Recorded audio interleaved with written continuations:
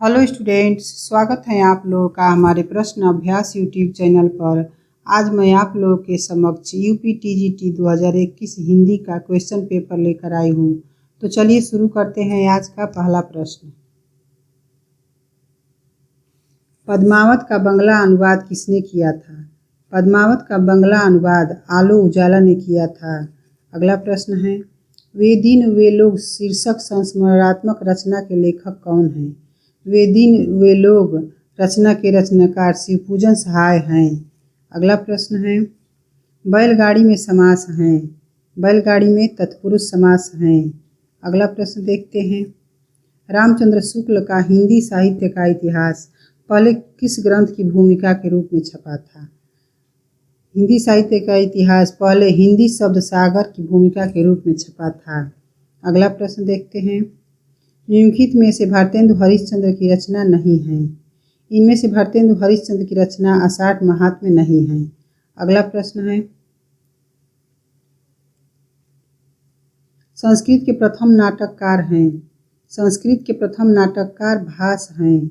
अगला प्रश्न, वध स्थल से छलांग किस लेखक की कहानी है? वध स्थल से छलांग ऋषिकेश सुलभ की कहानी है।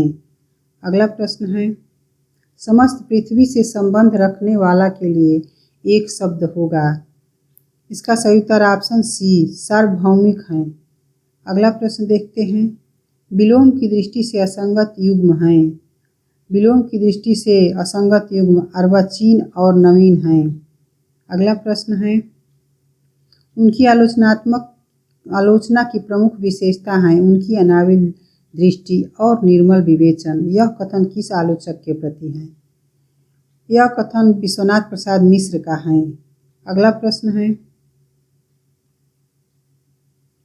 सभी स्वर होते हैं, सभी स्वर अल्पप्राण होते हैं। अगला प्रश्न, द्रुत विलंबित छंद का लक्षण है कि इसके प्रत्येक चरण में होते हैं। इसका सही उत्तर ऑप्शन डी, एक नगड़, दो भगड़ तथा एक रगड़ के क्रम में 12 वर्ण होते हैं। प्रश्न नंबर 13 देखते हैं, प्रेम कहानी में उठने वाले सामाजिक अवरोधों की पृष्ठभूमि पर लिखा गया उपन्यास है। इसका सही उत्तर ऑप्शन बी, जुलूस। इसका सही उत्तर ऑप्शन ए, नीलिमा नीलोफर भीष्म साहनी की उपन्यास हैं। अगला प्रश्न, गुरुवे शब्द का सही संधि विच्छेद होगा। गुरुवे शब्द का सही संधि विच्छेद गुरोधन ए होगा। अगला प्रश्न है, गारसा दत्तासी के इतिहास ग्रंथ द ला लिटरेच्यूर एंदुई हिंदुस्तानी का दूसरा संस्करण कब प्रकाशित हुआ? इसका दूसरा संस्करण 1871 ईस्वी में प्रकाशित हुआ था। अगला प्रश्न है, कविता की नई तारीख किसकी कहानी है? कविता की नई तारीख काशीनाथ सिंह की कहानी है। अगला प्रश्न, पार्वती का पर्यायवाची शब्द नहीं है। पार्वती का पर्यायवाची शब्द अपर्णा नहीं है।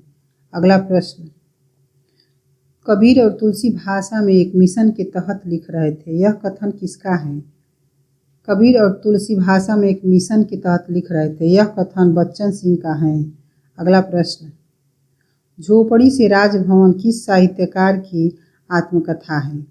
झोपड़ी से राजभवन माता प्रसाद की आत्मकथा है।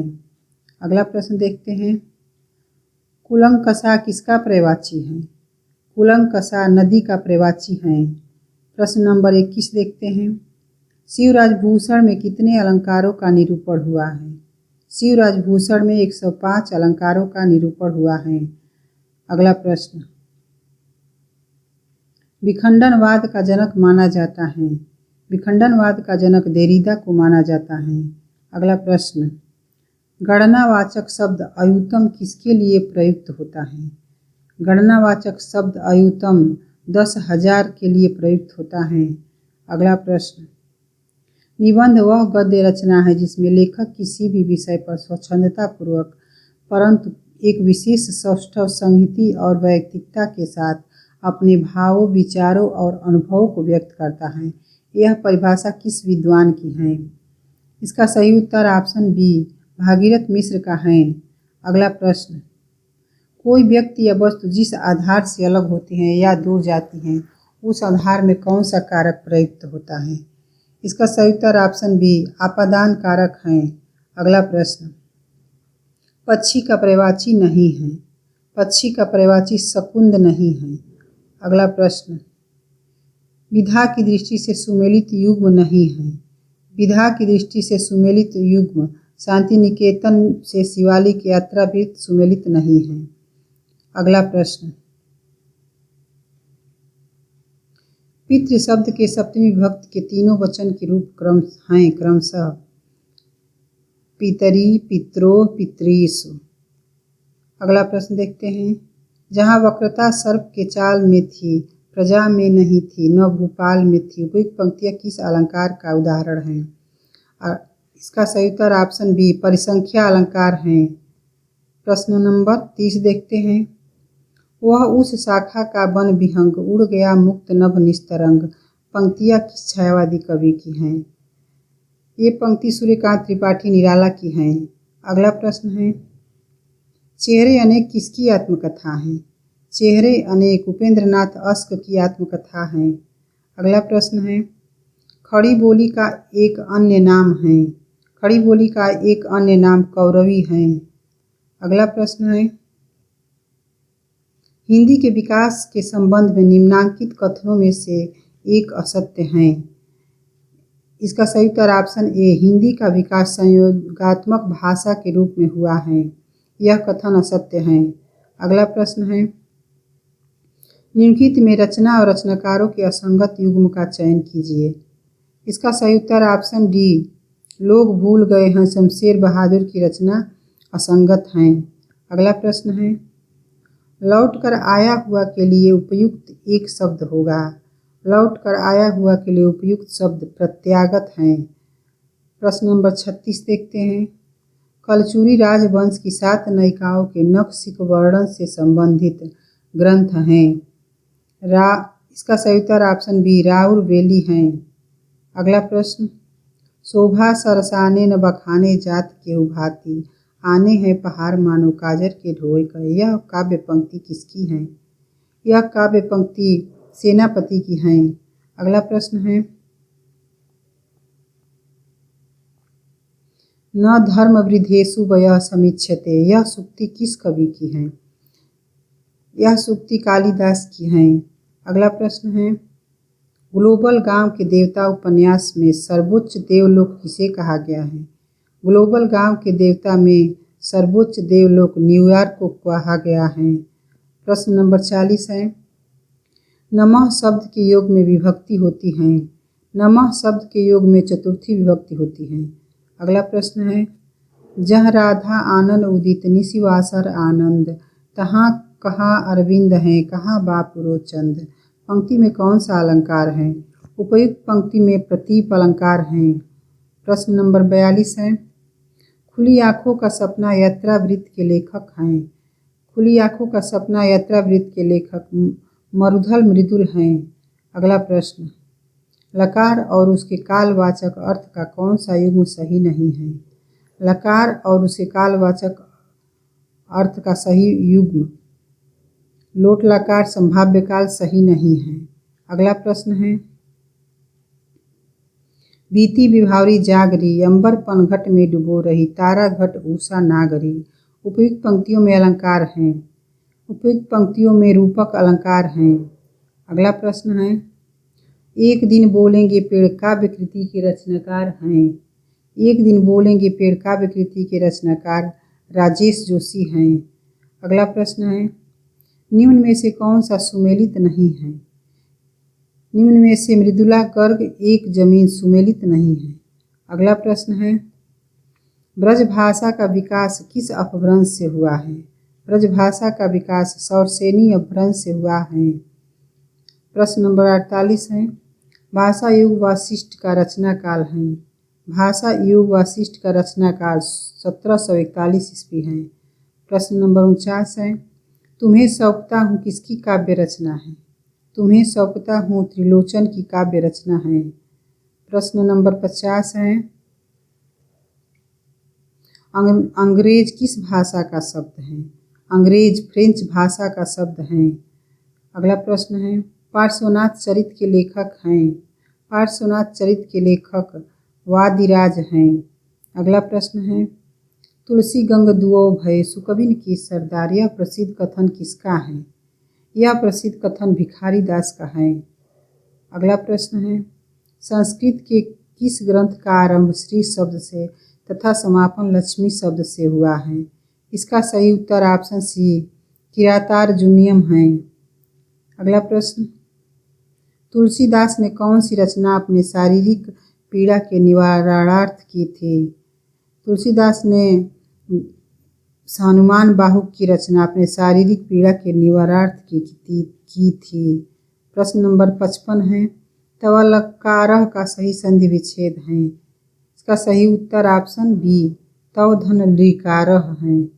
अगला प्रश्न है, टीकाकार मल्लीनाथ ने कालिदास कृत कुमार संभवम के कितने सर्गों पर संजीवनी लिखी है? इसका सही उत्तर ऑप्शन सी 8 सर्ग हैं। अगला प्रश्न, किंतु उस दिन यह सिद्ध हुआ जब कोई भी मनुष्य अनासक्त होकर चुनौती देता है, इतिहास को उस दिन नक्षत्रों की दिशा बदल जाती है। इन पंक्तियों के सृजयिता तथा कीर्ति का नाम बताइए। इसका सही उत्तर ऑप्शन ए अंधा युग धर्मवीर भारती की है। अगला प्रश्न है, द्रक्ष्यति शब्द दृश्य धातु के किस लकार वचन एवं पुरुष का रूप है? द्रक्ष्यति लिट लकार प्रथम पुरुष एक वचन का है। प्रश्न नंबर 59 देखते हैं, अंतःकरण की वृत्तियों के चित्र का नाम कविता है। यह काव्य लक्षण किसने प्रस्तुत किया है? यह काव्य लक्षण महावीर प्रसाद द्विवेदी ने प्रस्तुत किया है। अगला प्रश्न है, अपभ्रंश में दोहा काव्य की परंपरा का आरंभ किस कवि ने किया है? अपभ्रंश में दोहा काव्य परंपरा का आरंभ जोइंदू ने किया है। अगला प्रश्न है, आचार्य भरत मुनि ने नाटकों में अभिनय को किस वेद से लिया गया माना है? इसका सही उत्तर ऑप्शन सी यजुर्वेद से माना गया है। अगला प्रश्न है, लिपि के विकास का क्रमिक सोपान है। लिपि के विकास का क्रमिक सोपान चित्रलिपि, सूत्रलिपि, प्रतीकात्मक लिपि और भावमूलक लिपि है। अगला प्रश्न है, हिंदी नई चाल में ढली सन 1873 ईस्वी। भारतेंदु हरिश्चंद्र ने इसे किस पुस्तक में अंकित किया था? हिंदी नई चाल में ढली भारतेंदु हरिश्चंद्र ने कालचक्र में अंकित किया था। अगला प्रश्न है, निम्नलिखित कृतियों को उनके प्रकाशन वर्ष के अनुसार आरोही क्रम में व्यक्त करने वाली श्रेणी है। इसका सही उत्तर ऑप्शन बी भारत भारती, साकेत, यशोधरा और जय भारत हैं। प्रश्न नंबर 65 है, संस्कृत के किस कवि ने अपने लिए पद वाक्य प्रमाणज्ञ विशेषण का प्रयोग किया है? इसका सही उत्तर ऑप्शन सी भवभूति है। अगला प्रश्न है, निम्नलिखित में एक मार्कंडेय की कहानी नहीं है। इसमें से सही उत्तर ऑप्शन बी रामलीला मार्कंडेय की कहानी नहीं है। अगला प्रश्न है, हिंदवी शब्द का प्रथम प्रयोग किस इतिहासकार ने किया है? हिंदवी शब्द का सर्वप्रथम प्रयोग अबू सईद ने किया है। अगला प्रश्न है, अंतड़ियों के बल पड़ना मुहावरे का अर्थ है। अंतड़ियों के बल पड़ना मुहावरे का अर्थ हंसते हंसते पेट में पीड़ा हो जाना है। प्रश्न नंबर 69 देखते हैं, लीक पर वे चले जिनके दुर्बल चरण और हारे हैं, हमें तो जो हमारी यात्रा से बने ऐसे अनिर्मित पंथ प्यारे हैं। इन पंक्तियों के सृजेता हैं। इन पंक्तियों के सृजेता सर्वेश्वर दयाल सक्सेना हैं। अगला प्रश्न है, निम्नलिखित शब्दों में से कौन सा स्त्रीलिंग नहीं है? निम्नलिखित शब्दों में से सेतु स्त्रीलिंग शब्द नहीं है। अगला प्रश्न है, हिंदी काव्य शास्त्र में बौद्धिक रस की स्थापना करने वाले विद्वान हैं। हिंदी काव्य शास्त्र में बौद्धिक रस की स्थापना गणपत चंद्र गुप्त हैं। अगला प्रश्न है, सूरदास का प्रेम पक्ष लोक से न्यारा है, यह कथन किस विद्वान का है? यह कथन आचार्य रामचंद्र शुक्ल का है। प्रश्न नंबर 73 देखते हैं, प्रगतिवाद आंदोलन के सैनिक रूप का उल्लेख किस साहित्यकार ने किया था? इसका सही उत्तर ऑप्शन बी मुक्तिबोध है। प्रश्न नंबर 74 है। वीणापाड़ी में समास हैं। वीणापाड़ी में बहुव्रीहि समास हैं। अगला प्रश्न है। पौन मया करी घूघट टारे, दया करी दामिनी दीप दिखावे। काव्य पंक्ति किस कवि की है? उपयुक्त काव्य पंक्ति नेही नागरी दास की है। प्रश्न नंबर 76 है। निम्नलिखित में तद्भव शब्द नहीं है। निम्नलिखित में से राजा तद्भव शब्द नहीं है। अगला प्रश्न है। सबको जानत तुम्हें सारे जगत जहान, इस काव्य में कौन सा दोष है? इस काव्य में पुनरुक्ति है। अगला प्रश्न है। गोस्वामी विठलनाथ द्वारा अष्टछाप की स्थापना का वर्ष है। इसका सही उत्तर ऑप्शन डी 1565 ईस्वी है। प्रश्न नंबर 79 है। विनय और सोफिया किस प्रसिद्ध उपन्यास के पात्र हैं? विनय और सोफिया रंगभूमि उपन्यास के पात्र हैं। प्रश्न नंबर 80 देखते हैं। कालिदास ने अभिज्ञान शाकुंतलम में कितने प्रकार के छंदों का प्रयोग किया है? कालिदास ने अभिज्ञान शाकुंतलम में 24 प्रकार के छंदों का प्रयोग किया है। प्रश्न नंबर 81 है।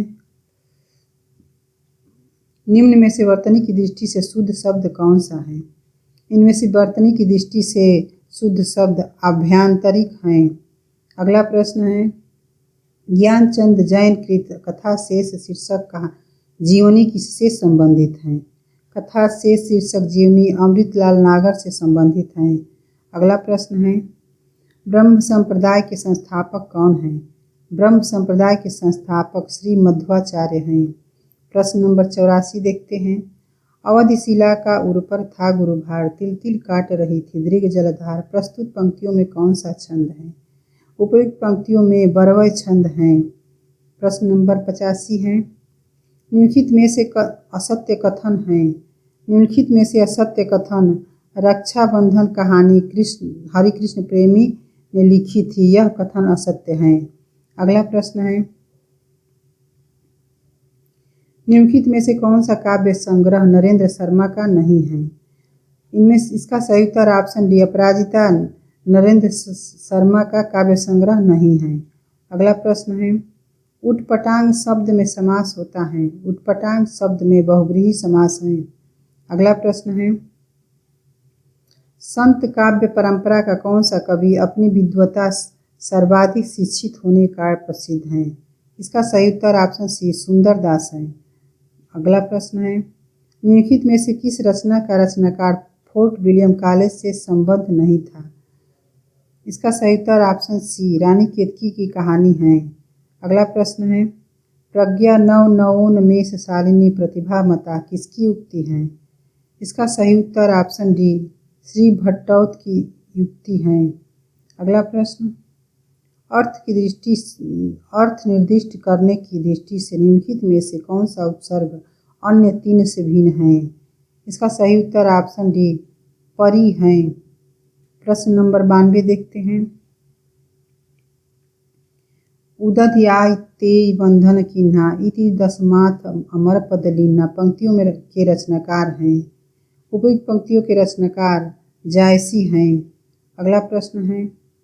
प्रसन्न पद नव्यार्थ युक्त्युदबोध विधायिनी स्फुरंती सत्कर्वे बुद्धि प्रतिभा सर्वतोमुखी। उक्त कथन किसका है? उपर्युक्त कथन बाघभट्ट का है। अगला प्रश्न है। निम्नलिखित में से कौन सा वर्ण घोष महाप्राण है? इसका सही उत्तर ऑप्शन डी ह घोष महाप्राण है। अगला प्रश्न। विद्या की दृष्टि से कौन सी रचना अन्य तीन से भिन्न है? विद्या की दृष्टि से बट की छाया में अन्य तीन रचनाओं से भिन्न है। अगला प्रश्न है। काम भाव और शरीर का सौंदर्य उनके यहाँ उत्सव रूप में है। विद्यापति के संदर्भ में यह कथन किसका है? इसका सही उत्तर ऑप्शन ए राम स्वरूप चतुर्वेदी का है। प्रश्न नंबर 97 है।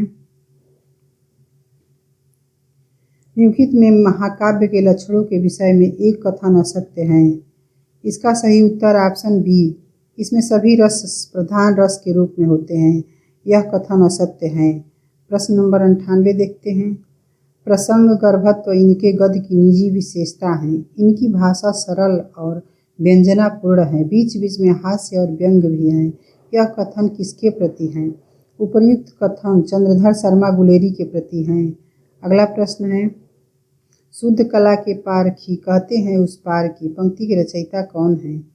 इसका सही उत्तर ऑप्शन सी रामविलास शर्मा है। अगला प्रश्न है, नदी कोस भर टेढ़ी है का संस्कृत अनुवाद होगा। नदी कोस भर टेढ़ी है का संस्कृत अनुवाद नदी क्रोशम कुटिला है। प्रश्न नंबर 101 देखते हैं। निम्नलिखित में से कौन सा नाम सिद्ध परंपरा की योगिनी का नहीं बल्कि योगी का है? इसका सही उत्तर ऑप्शन ए पुतलिपा है। अगला प्रश्न, a dictionary of English and Hindustani के लेखक हैं। इसका सही उत्तर ऑप्शन सी जॉर्ज गिलक्राइस्ट हैं। प्रश्न नंबर 103 देखते हैं। निम्न में से कौन सा सात्विक अनुभाव नहीं है? इनमें से विषाद सात्विक अनुभाव नहीं है। अगला प्रश्न है, निम्नलिखित में कौन सा तद्वित प्रत्यय वाला शब्द नहीं है? इनमें से सजावट तद्वित प्रत्यय वाला शब्द नहीं है। प्रश्न नंबर 105 देखते हैं। उपन्यास का मोटापा उसके स्वास्थ्य पर वैसा ही असर डालता है जैसे मनुष्यों का मोटापा। यह कथन किस इतिहासकार का है?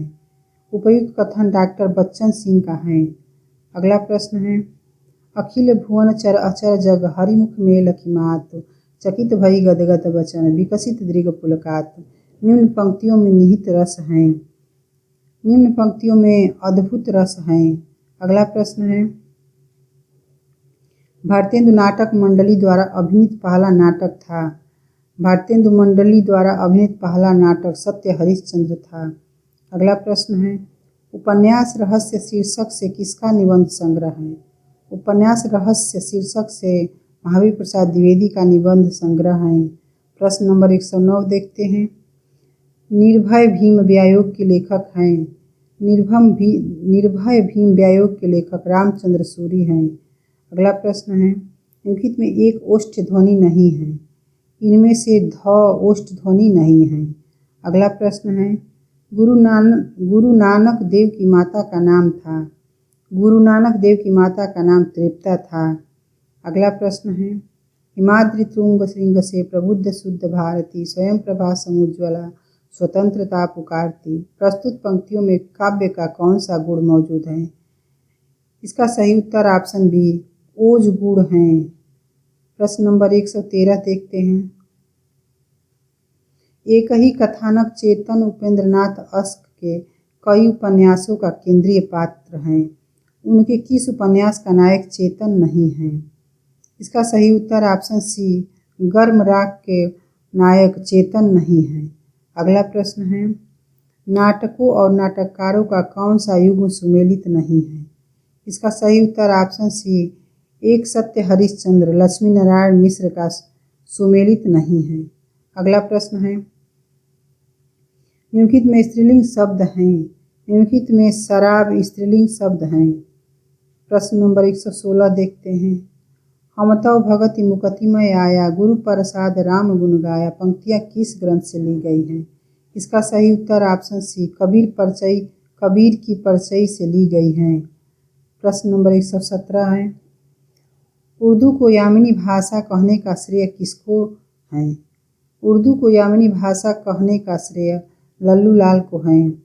प्रश्न नंबर 118 है, युष्मत शब्द के चतुर्थी विभक्ति एक वचन के रूप हैं।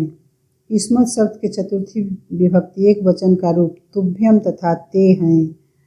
अगला प्रश्न है, शयन में संधि हैं।